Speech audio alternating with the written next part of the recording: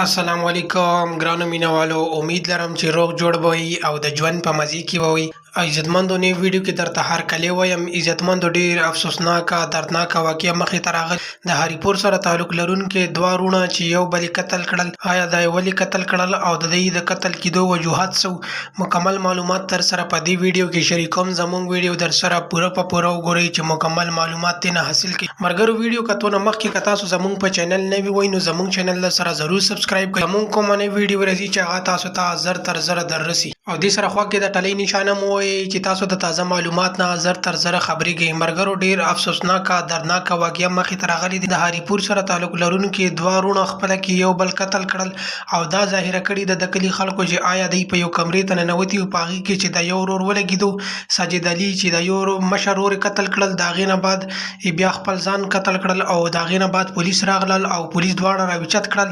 نو د دوی سره د یوه ساجد علي سره تماچه پرته وه او د بل ورور سره هېڅ هم نه و.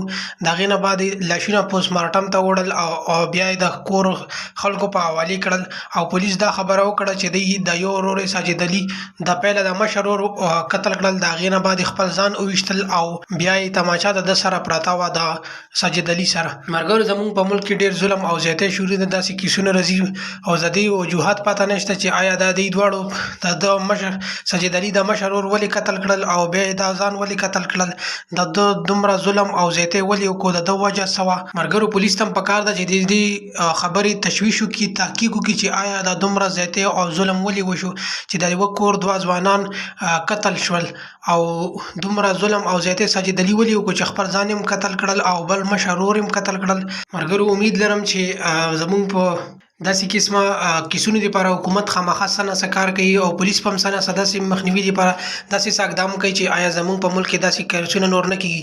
ملګرو، تاسو به زموږ ویډیو ضرور خوښه شوي. نورې ویډیوګانې لپاره چینل ضرور سبسکرایب کړئ. والسلام، ډېره مننه، شکریه. زموږ سره اوسئ.